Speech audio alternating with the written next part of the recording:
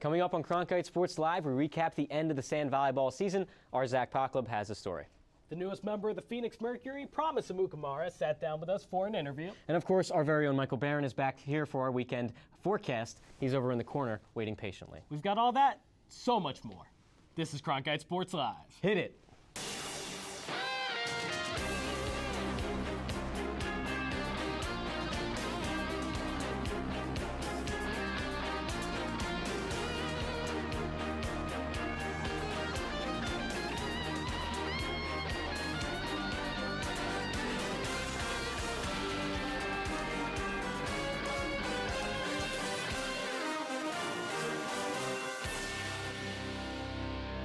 Welcome into Cronkite Sports Live, your hub for all things ASU athletics. Jason Jessler, he's Brett Deckert. We know what you're here for, Sun Devil Nation. Let's talk sports. All is well in Sun Devil baseball. They picked up another Pac-12 series win against Washington this past weekend. After dropping Friday's game 7-9, the Devs bounced back with a pair of one-run wins on Saturday and Sunday because they just don't do things the easy way. Now, Pac-12 wins, those are nice, but we want the cup. The Territorial Cup, that is. The Devils on the Diamond did their part to honor Lord Territorial. They took down U of A on Wednesday, and guess what? Another one-run game. The Sun Devils win 6-5, 3 hits apiece for Trevor Allen and David Greer. Ryan Hinks picks up the win, Ryan Burr the save, and the Sun Devils clinch a Territorial Cup point again. All is well in Sun Devil baseball. Here to preview what's sure to be another weekend of one-run games, Pac-12 commentator, WCSN baseball analyst, it's Dominic Catronio. Dom, thank you so much for joining us. The Sun Devil baseball team, they're good. They're very good. They're taking on Tennessee Tech this weekend. Anything to be concerned of for the Sun Devils? Well, these midweek games are finally now reached into the weekend because it's not quite your top opponent. But Skip said at practice yesterday, you're playing yourself. That's the end of the day. It's just baseball. You got to play yourself. This is a weird sport. Bad teams beat good teams consistently, but when you look at the numbers, ASU is simply the better team, and there's really no way to hide that because you look at it overall, ASU coming from the Pac-12, Tennessee Tech coming from the Ohio Valley Conference. Yes, they're streaking well. They've won 7 of their last 8. ASU has still just played better opponents, and overall in the season, the team numbers expose that. As a team ERA, they have more than a point and a run and a half better team ERA than Tennessee Tech does, and also the run differential is by over 40, a difference of Tennessee Tech's Golden Eagles. So it's just one of those things where, yeah, the numbers this time they don't lie. See, you said it, Skip said it. In baseball, bad teams, well, they can beat good teams, especially in close games. But the Sun Devils, they're not losing, and they're playing a lot of one-run games. How have they been so good and so consistent this season? Well, now they've found the right lineup with the 3-4-5 guys. They've jumped around everywhere else, but 3-4-5, Colby Woodmansey, Brian Servant, David Greer. Those guys have not moved lately, and it's been really working. Brian Servant, since he got moved to the cleanup spot, that was back in the Sunday day game against Stanford. He went 5 for 5 in that game. Also, Colby Woodmansey, he's been in the 3-hole since the 5th game of the season. He hasn't moved. He's the only Sun Devil to start all 37 games also. And David Greer, you remember him, we talked about him last week, filling in for Dalton DiNatale as his injury, but he stayed there, and lately he's been on fire. He has 7 RBIs in his last 11 games. They're in a 5-hole. He is protection for Brian Servant in the cleanup spot, considering he has 4 home runs since he got moved to the cleanup spot. So it's just all working cogs doing their roles properly to help this team win these close games. You look at it, they have power, they can hit for average, they can hit in the gaps, they have slugging, they have it all right now. Maybe they lack a little bit of speed, but they make up for that by going 2 bases at a time, which is a lot of fun with guys like David Greer who can just motor around the bases. So the team's mashing right now. You brought it up, Dom. They do it all. Any reason to not pick the sweep against Tennessee Tech, or are you breaking out the broomstick? I'm breaking out the broomstick. I think this is a much more mediocre team than Stanford was. And, you know, if you can sweep a Pac-12 opponent, you better be able to sweep an opponent from the Midwest. There you have it. We've got a prediction. We've got them on record. From bats to sticks, here's Brett with ASU Lacrosse. ASU Lacrosse hasn't been beaten by the Arizona Laxcats since 2007 during Adam Hopkins' only year as head coach. Chris Malone then took over and went 6-0 against U of A over his 6 years at the helm. Joe Thone now mans the sideline for ASU, and this past Saturday, his team took down the Laxcats for the 7th straight time. Think that's impressive? Tomorrow, ASU faces UC Santa Barbara in the first round of the SLC playoffs, and if the Sun Devils are victorious, it would mark their 13th straight victory over the Gauchos. Their last loss to UCSB came, that's right, in 2007 under Adam Hopkins. And now we bring in Troy Lynch to answer a couple questions about that game coming up for the Sun Devils. But first, let's talk about the offensive firepower for the Sun Devil team. Chris Malone really had an electric offense for the Sun Devils, but now thrown a different story. A couple guys they expected to step up this year haven't. One of them is Kyle Denis. Tell me a little bit about that. Well, the man who really stepped up is Finn Wells, and it's a good thing that he stepped up when he did, because as soon as he started going up, Kyle Denis started going down. And looking at the numbers from last season, Kyle Denis had 14 total points, and this year he only has 7. His numbers aren't that bad, but it's not what we expected from an All-American. And then Finn Wells, 9 goals in the past 3 games. Anybody will take that. And he did a number against SDSU, he did a number against U of A, and he's going to do a number against UCSB. So then now on to the game at hand tomorrow afternoon. The Gauchos 3-12. It could be a trap game. What's the air around the Sun Devils? Do they believe this will be a trap game? I mean, it easily could. I mean, we said it in baseball. Bad teams can beat good teams, and now it's the playoffs. Anything can happen. But Coach Thome, we were talking with him earlier this week, and he said this game is a must-win. Yeah, we had sound from Coach Thome earlier this week on the phone. We'll go to that right now, talking about this very same thing. We've been talking a lot about, the opportunity we have in front of us to really, make a statement and kind of redeem ourselves from the earlier season game. We only beat those guys 9-7. They gave us a run. And, I think we're a much improved team. They're obviously a much improved team, but I think we need to make a statement this Saturday. Well, you heard it from the man himself. It'll be a statement game tomorrow, so they seem pretty aware. So I'm going to ask you personally, Troy, do you think this could be a trap game? No, I do not. I mean, the Sun Devils are still the number 3 team in the nation. In the first playoff game against a team that went 3-12 in the regular season, I don't see the Gauchos pulling out with a win here. The Sun Devils just have too much firepower. Dan Davis, he's been slumping a little bit, but he could turn on at any given moment. He had 5 goals in the championship game last year. I mean, he is clutch. Finn Wells, 9 goals in the past 3 games. That's going to be huge going into the playoffs and then eventually the national tournament. And then anybody else who steps up, I mean, I see the Sun Devils in double digits, and then the Gauchos maybe around 5 or 6. All right, well, Troy's got to get out of here to watch that game tomorrow. Play-by-play commentator for us on CronkiteSports.com. 12 p.m. start time, ASU versus UCSB. First round of the SLC playoffs. Do not miss it. Now over to Jason Chesler with some news that you really shouldn't miss. Huge news, Brett. Now, if I asked you to make a list of the world's top swim coaches, I doubt too many people would skip the name Bob Bowman. Need a refresher? Mentor of Michael Phelps, Bob Bowman. Coach behind 43 world records, Bob Bowman. New ASU swim coach, Bob Bowman. That's right, it broke earlier today that Bob Bowman will be taking his considerable talents and massive trophy case to Tempe to coach the Sun Devils, and he's likely bringing some major names along with him. Michael Phelps and his 22 Olympic medals, well, they'll follow his longtime coach to Tempe for training. Other professional swimmers who work with Bowman, they're expected to follow suit as well.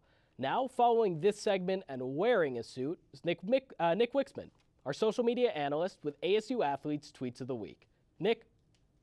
Guys, I decided I'd take a little break from making the Nick Wick candles and being a 40-year-old man to come be youthful on this show with you guys. But I got to get it started. I've been mastering my Netflix technique a lot recently, and it's actually sorted in art form. And as you see here, so is skipper Tracy Smith. The baseball skipper tweeted his new guilty pleasure on Netflix. Clearly, he's a history buff, a little American Revolution stuff there. Hey, Tracy, if you ever want to get into the realm of political shows on Netflix, please let me know. House of Cards, The West Wing, it's my stuff. What is Turn? Yeah, I don't know. You've never heard of Turn? No. Is that supposed to be a capital N? Is that part of it? Yeah. Is it stylized? It's American Revolution. It's pretty intense. Nice. You guys want to get history back there, 1700s. I haven't seen either of those 3, but I do agree with our headline that Netflix over baseball. I love baseball, but I mean, Netflix is every day. The key thing about baseball is it doesn't have Gossip Girl. Netflix does. Blake Lively always Never right, truer things. Blake Lively always wins. All right, now on to this next one. Hits close to home for, I'd say, 112% of people who work on this show. One Sun Devil athlete doesn't think that's the best news since sliced bread. Chipotle is now delivering through the Postmate apps, but Sand Volleyball player Jordan Checkle has to put a damper on this epic news. Jordan, I promise I'll work out twice as much every time Chipotle delivers to my place. It's just how it's going to work out. I mean, well, Chipotle is better than most other fast food options. I'll give them that, especially do the bowl, and you're smart with it. You don't put too much sauces on there. I mean, I'm okay with the delivery thing, though. Personally, I won't use it. I imagine the surcharge is ridiculous. Like with Taco Bells, you have to order at least $20 worth. Great for a party. I'm sure this will work in some capacity, but I also don't agree with like being angry with the decision. People are free to do what they want. This is America. Brett, you're taking words right out of my mouth. I agree. I agree with the mentality. I agree with the thought from Jordan Sheckle. This is not news. This is a delivery service. This is America. This is not this is not the pizza guy, the Chipotle guy won't come deliver you food. This is a separate delivery service. Surcharges, all of that. I don't do that because this is America. Yep. All right, guys, I will I'll tell only you pay a what, delivery fee. I'll tell you what, they don't have to ask me. I will pay extra for guac, excuse me. Now for some breaking history, though. For the first time ever, a male Sun Devil athlete is pregnant and will give birth this offseason. Hold on. I guess I did read that wrong. I'm at a loss for words here, Nick.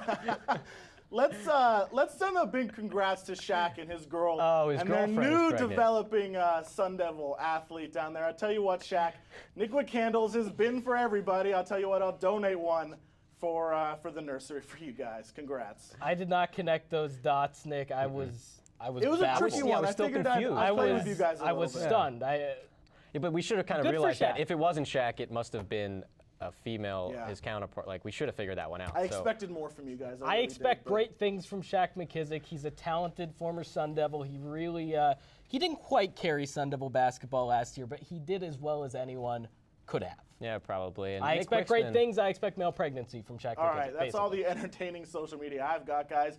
For you at home, if you want to see any posts you want on the show, go ahead and tag us on Twitter at Cronkite Sports Live. Guys, thank you. Nick Wixman doing a better job than expected, just like Shaquille McKissick. Absolutely. Really taking care of business is Nick Wixman. Taking care of business, starting the season of tweets for Nick Wixman, ending our season of Cronkite Sports Live. Another team ending their season. Hey, Sun Devil Sand Volleyball. Oh, that's right. What a coincidence. No. Zach Poklub was there with a camera to document it all. In its second season, the Arizona State Sand Volleyball team was 5-11 in 2015, but more was taken away than just the team record. It's been, I think growth is a good word. I think it's been this remarkable season of growth. Kind of excited about the direction we're heading. We didn't lose any games that we really should have lost, which that's definitely what I was going for here. But then we got some really big wins, which was great. Two of the biggest victories for Arizona State came in Santa Monica during the Pac-12 tournament as ASU beat out UCLA, and Jordan Checkle and Bethany Jorgensen won their matchup against USC. My whole family was there, my grandpa was there, so for them to watch pretty much my last game competing as a Sun Devil was insane, incredible. It was awesome playing on the beach and having just those beachy vibes. So we came out on the beach and I was like, we're definitely winning this in front of all my family, and that moment right there, like that'll never, like nothing gets better than that. As a response to the quick growth of sand volleyball, the NCAA decided to sanction the sport, which includes a national championship in 2016. I think that this is one of the fastest growing sports in college. I don't know if that's a fact, but I feel like it is. This year our approach has been to do all of our indoor training at the beginning of the semester and then go exclusively sand from there on out. We're still not sure if that's enough time to get our partners figured out, to get enough time on the sand.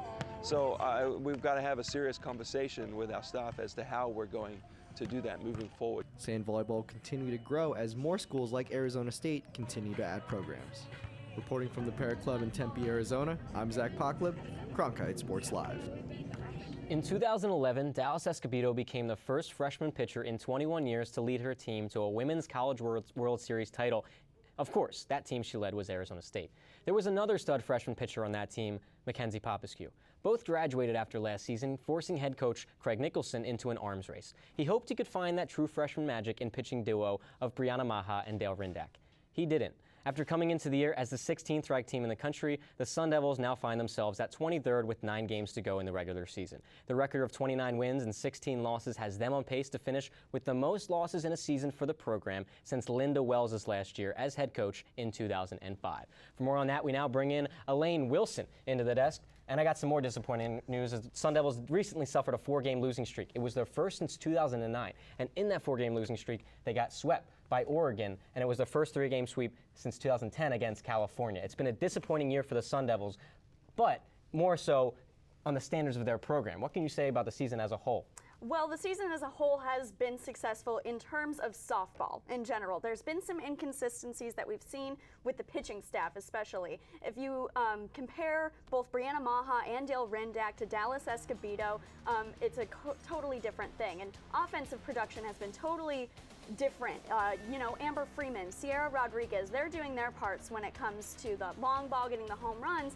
But defensively, some things aren't clicking, especially with that pitching staff like we talked about. A totally different ERA. Both Maha and Rendak combined can't make up for what Dallas did for this team in her tenure as a Sun Devil. Okay, so with 9 games to go left in the season for the Sun Devils, is it salvageable yet? They've got 9 games, some decent opponents, and of course they're going to end the season with one of the best teams in the country. What can the Sun Devils do the rest of the way? Well, it is salvageable as long as they do the work they're supposed to do this weekend. They're facing Utah this weekend. Utah is just above that middle mark of the Pac-12, and ASU is just below it. If you look at the rest of their schedule, they'll travel to Stanford. Stanford is very last in the Pac-12, so they should be able to get a series win there. If they get the series win against Utah and Stanford, that'll put them in good position to be the top half of the Pac-12 when they face that really tough number 7 UCLA team. Number 7 in the country, number 2 in the Pac-12. It's at home, which helps, but it's going to be tough. Hopefully they can do it to get some momentum going into the regionals. Yeah, they're going to need that momentum if they want to really have an impact in regionals this year for the NCAA regionals at the end of the season. Once again, Elaine Wilson, we thank you for joining us at the desk. We send it back over to Jason Chesler, who's waiting patiently on the other side. Ask any NCAA ad. College sports, they're about more than just going pro in athletics. Still, it's always exciting to watch a great college athlete try to take her game to the next level. That's exactly what Promise Amukamara will get a chance to do with the WNBA's Phoenix Mercury next season. Amukamara sat down with WCSN's Tara Pinkley. It's been 4 years since a Sun Devils women's basketball player made the jump to the pros. That changed this past week. Promise Amukamara, 4-year guard for the Sun Devils, will be close to home after being drafted by the Phoenix Mercury in the WNBA draft. I was in complete shock and it was just a whole bunch of emotions. I didn't know I was going to get drafted. There's a lot of, great players in college basketball. So to hear my name get called was just an unbelievable experience and moment for me and my family. As a Sun Devil, Promise never missed a game, playing in all 131 scheduled ASU games. In her last season, she averaged over 13 points a game, leading the team in scoring. Her senior leadership and skill also helped the team advance to the national tournament. While her college days may not have ended how she wanted, it's on to the next dream. Promise is excited to join and improve her game as part of the defending WNBA champion squad here in Phoenix. Growing up, I watched them play, so just to be alongside of them, it's just, a blessing and exciting. To have the opportunity to learn from them, it's going to be amazing. As a part of the Mercury, the Sun Devil faithful will be able to keep up with this hometown hero. I grew up here, went high school, college, and now, getting drafted to the Mercury is just a blessing. There's not a lot of Sun Devils in the league, so to hear my name called, it was just unbelievable and just a dream come true. We talk quite a bit about ASU golfer Jon Rahm on this show, and deservedly so. But it's a shame that it's taken us this long to mention the name Naomi Jimenez. On Monday, the 2-time All-American became the 28th Sun Devil to be named a Pac-12 Scholar Athlete of the Year. The award was created in 2007 to recognize one person per each of the conference's 22 sponsored sports for their academic as well as athletic achievements. Jimenez is an interdisciplinary studies major and has a GPA of 3.8. She becomes the 3rd Sun Devil to receive the award this year, joining quarterback Taylor Kelly and wrestler Chase Escombe. Now, of course, we talked about Jon Rahm, and we do have to bring up the topic of the men's golf team. Jason, what do you got about that? They have something coming up on Monday, I hear. Absolutely. Pac-12 championships going on. Number 3 ranked Sun Devils, well, they're expected to do pretty well. Tim Mickelson, he's got a lot on his plate, coaching Sun Devil golf, being related to a famous golfer. It's a challenging life, but he's got good guys to do it. Number 1 ranked Jon Rahm. Number 2 ranked Max Rotliff. And, of course, the best thing about Sun Devil golf for any Sun Devil fan out there, I'm not sure how many more sports you can find where ASU is ranked 99 spots ahead of U of A. The Wildcats come in, not expected to place particularly high in the Pac-12. They're ranked 102. Very thorough rankings in men's golf. There you go, Sun Devil fans. Some good news for you right there. Even better news right here. Michael Barron, we promised you earlier on, he's back with our weekend forecast. Thanks, guys. Some great games this weekend, so if you are in the area, come on out. Tonight, Baseball takes on Tennessee Tech at 6:30, and then softball at Farrington versus Utah, a 5 o'clock start there. Finally today, track and field has 2 events, the Drake Relays in Des Moines and the Triton Invitational in San Diego. On Saturday, another full day as baseball faces the Golden Eagles and softball battles the Utes. Then to close out the day, it's track and field again. Now shifting to Sunday, not too busy as baseball and softball conclude the weekend. Back to the desk.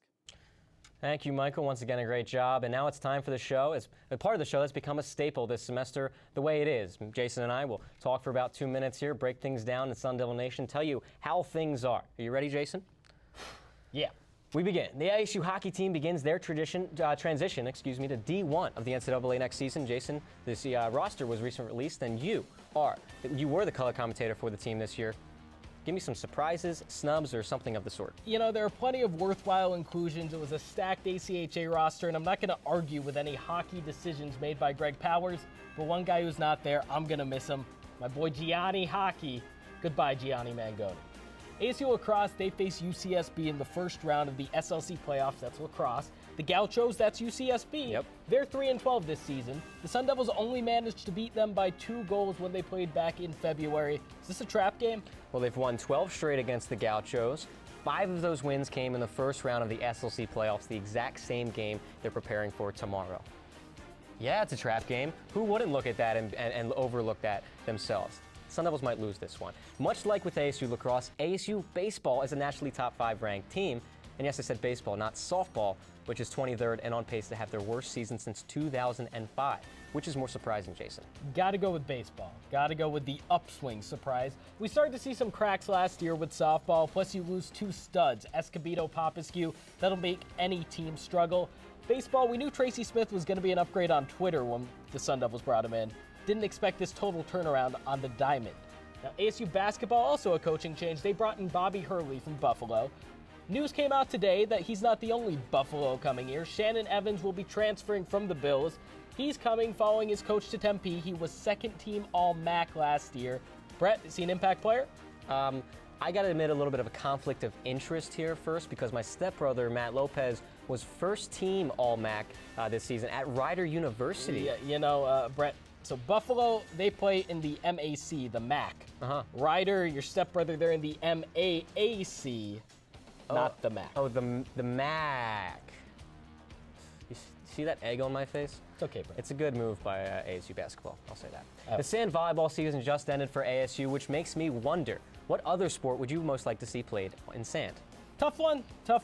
Maybe sand polo. You know, players are swimming through piles of sand. They're drowning each other in the sand. I'm sorry, Brad. I just made a blood sport. That sounds gruesome. It's pretty gruesome. I redact my answer. So we're a week early on this one. But you and me, this is our last show together, Brett, for the entire semester.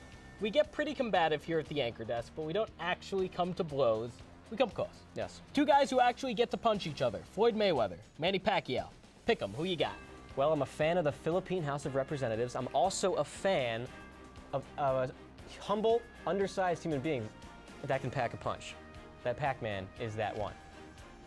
Manny Pacquiao. And the winner of our final, The Way It Is. Drum roll. There we go. Ooh. I'm surprised. That's honestly, that's a pretty flattering picture of me. And just so everyone knows, Jason Chesler's 21st birthday is coming up just this evening. And so you can change that Coca-Cola into another beverage of his choice. Pepsi. Now, with ASU baseball's win over the Arizona Wildcats, the Sun Devils, they're sitting pretty in the Territorial Cup standings, up 2 points with just 3 events, 3 points to play for left. Before Sun Devil Nation starts celebrating, cheering on ASU golf and men and women's track and field, I'd like to take you on a little journey. A journey to January 4th. See, we're a few months removed from U of A's upset win over ASU football. We're moments removed from U of A's blowout win over ASU basketball. Panic is in the air in Tempe, but not over the cup. See, ASU was still up a point in Territorial Cup standings after those 2 big losses. Yes, the Sun Devils will win the cup this year. They'll do it through the small sports. That's in quotes. They're all worth 1 in the cup standings. That should say something to you, my so-called Sun Devil sports fans. Indoor track and field, cross country, soccer, tennis, they all say you're welcome for that juicy Territorial Cup. You want to thank them? Start watching The Little Guys, Sun Devil Nation. They're Sun Devil sports too. That's the way it is. Beautifully put. And speaking of small sports, here are our top plays, and we've included a club sport as well as a sport that, well, ASU wasn't even competing in. We begin at number 3. There's that club sport I mentioned with the most overused word in the sporting world right now, dagger. That's Finn Wells' 4th game. Finns are big right now. Great point by Finn Wells. 9 goals last 3 games. It was 4th goal of the game, excuse me. I missed that right there. And now we go, this says deep to right. Amber Freeman sends one over the right center field wall. A 3-run shot. Though the Sun Devils would go on to lose that game, it was the first. And she makes it rain as she touches home plate. First of their series against Oregon State. And here it is, Utah Gymnastics, Georgia Dubritz. First time in NCAA history with back-to-back 10s on bars. Can you believe that? That was impressive. You watch that. That's impressive. Grace, balance, poise.